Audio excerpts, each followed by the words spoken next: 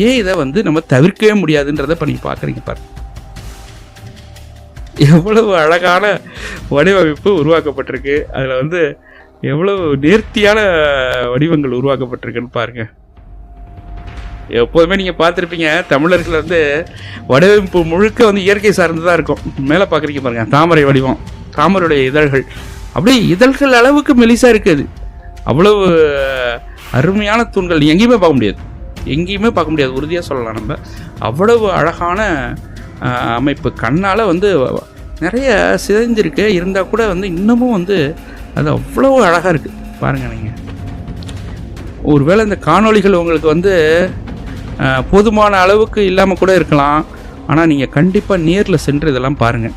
இது வந்து காணொளின்றது கேமரா வழியாக பார்க்குற செய்தி. கண்களால் பார்ப்பதும் கேமராவால் பார்ப்பதும் ஒன்றாக இருக்கவே முடியாது. அதனால்